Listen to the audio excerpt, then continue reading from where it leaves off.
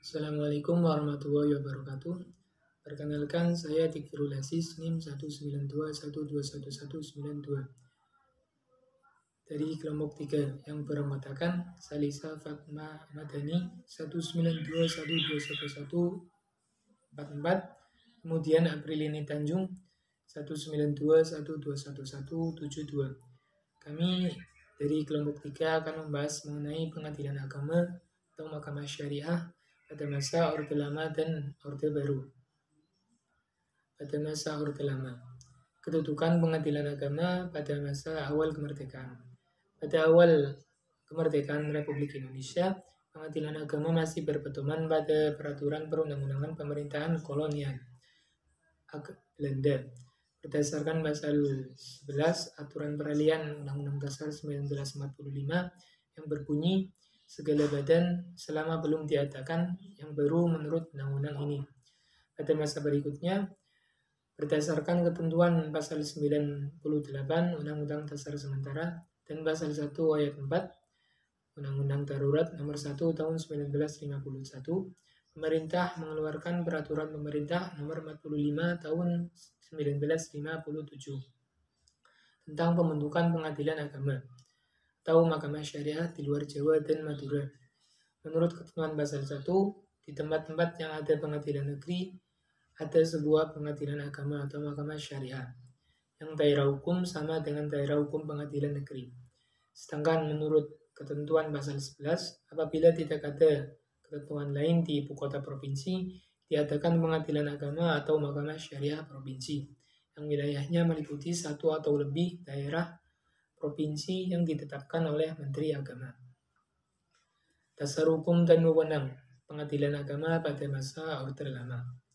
Pada masa Orde Lama, yakni mulai tahun 1957 sampai 1974, ada 4 hal yang perlu kita ketahui mengenai lahirnya dasar hukum pengadilan agama yang bertujuan untuk mempertahankan keeksistensinya pengadilan agama di Indonesia, yakni Peraturan Pemerintah Nomor 29 Tahun 1957, kemudian Peraturan Pemerintah Nomor 45 Tahun 1957, dan Undang-Undang Nomor 14 Tahun 1970 yang akan dijelaskan secara rinci sebagai berikut. Pertama, Peraturan Pemerintah Nomor 29 Tahun 1957. Dengan adanya ketidakpastian kedudukan mahkamah syariah tersebut menimbulkan bergejolakan di kalangan masyarakat. Dalam rangka meredakan bergejolakan serta untuk memberikan landasan yang kuat bagi eksistensi pengadilan agama atau mahkamah syariah di luar Jawa dan Madura, maka diajukan sebuah rancangan peraturan pemerintahan tentang pembentukan pengadilan agama atau mahkamah syariah untuk daerah Aceh. Sehingga lahirlah Peraturan Pemerintah Nomor 29 Tahun 1957. Dasar hukum yang kedua yakni Peraturan Pemerintah Nomor 45 Tahun 1957. Dalam rangka memperlancar jalannya pengadilan agama di daerah-daerah, maka Menteri Agama membentuk cabang-cabang kantor pengadilan agama atau mahkamah syariah, tidak hanya di luar Jawa dan Madura, tapi juga di daerah Jawa dan Madura. Dasar hukum yang ketiga yakni Undang-Undang Nomor 19 Tahun 1964 dan Undang-Undang Nomor 14 Tahun 1970. Dalam rangka memenuhi ketentuan pasal 24 Undang-Undang Dasar 1945, maka pada tanggal 31 Oktober 1964 lahirlah Undang-Undang Nomor 19 Tahun 1964 tentang ketentuan-ketentuan pokok kekuasaan kehakiman. Namun, tidak lama kemudian undang-undang ini diganti dan disempurnakan dengan Undang-Undang Nomor 14 Tahun 1970 tentang ketentuan-ketentuan pokok kehakiman. Wewenang dan tugas pokok kehakiman dijelaskan di dalam pasal 2 Undang-Undang Nomor 14 Tahun 1970 yang berbunyi, tugas pokok kekuasaan kehakiman adalah menerima, memeriksa, mengadili, serta menyelesaikan perkara yang diajukan kepadanya. Tugas lain daripada yang tersebut di atas, yakni dapat diberikan kepadanya berdasarkan peraturan perundang-undangan. Wewenang pengadilan agama pada masa Orde Lama yang pertama yakni perselisihan antara suami istri yang beragama Islam. Kemudian kedua, segala perkara yang menurut hukum yang hidup diputus menurut hukum agama Islam yang berkenaan dengan nikah, talak, dan rujuk, fasah, serta hadana. Dan yang ketiga, peraturan waris mewarisi, wakaf, hibah, sedekah, baitul mal, dan lain-lain yang berhubungan dengan itu. Perkara perceraian dan mengesahkan bahwa taklik talak sudah berlaku. Kemudian penataan pada masa Orde Lama. Pada tahun 1951 melalui penetapan Menteri Agama nomor 1 tahun 1951 diatakan penataan nasib para pegawai peradilan agama dengan pengangkatan mereka menjadi pegawai-pegawai negara. Sehingga mereka yang pada zaman penjajahan tidak mendapat gaji sekarang mendapatkannya secara tetap dari negara. Selain itu, pengangkatan atas jabatan Ketua Pengadilan Agama beserta para pegawainya juga pemberhentiannya menjadi wewenang Menteri Agama, bukan lagi wewenang Bupati atau Presiden seperti pada zaman penjajahan. Berdasarkan peraturan pemerintah nomor 22 tahun 1957 tersebut, Menteri Agama mengeluarkan penetapannya nomor 58 tahun 1957 tentang pembentukan 54 pengadilan agama atau mahkamah syariah provinsi untuk daerah Sumatera. Lalu disusul dengan pembentukan pengadilan agama atau mahkamah syariah di Indonesia bagian timur dan pengadilan agama atau mahkamah syariah provinsi di Banjarmasin dan ujung Batang. Selanjutnya akan dijelaskan oleh Saudari Salisa Fatwa Madani. Terima kasih. Masa Orde Baru. 1. Penataan pada masa Orde Baru.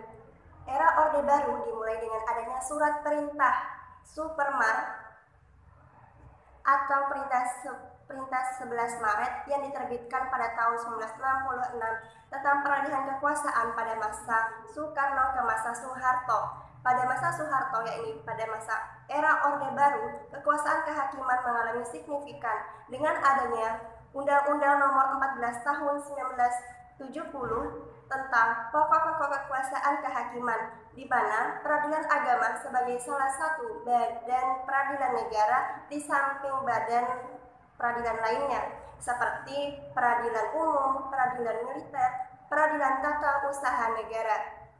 Selain upaya-upaya yang dilakukan dalam penataan hukum dan wewenang tentang kekuasaan peradilan agama, dikeluarkan juga mengenai undang-undang lain yang berkaitan dengan hukum Islam. Sebagai contoh, pada Undang-Undang Nomor 1 tentang perkawinan pada tahun 1974. Yang kedua, tentang dasar dan wewenang pada masa Orde Baru. Undang-Undang Nomor 14 Tahun 1970 merupakan produk hukum dalam kekuasaan kehakiman di mana peradilan memiliki kebebasan dan tidak adanya campur tangan dari pihak-pihak yang lain. Hal ini sejalan dengan pasal 1 Undang-Undang Nomor 14 Tahun 1970 tentang pokok-pokok kekuasaan kehakiman. Selain itu, Undang-Undang Nomor 1 tentang Perkawinan Nomor 1974 terjadi yurisdiksi atau kompetensi di mana semua keputusan peradilan harus atau tetap ada persetujuan dari peradilan negara. Dengan adanya pengesahan hukum, yakni Undang-Undang Nomor 19 Tahun 1975 tentang pelaksanaan Undang-Undang Nomor 1 tentang Perkawinan pada tahun 1974.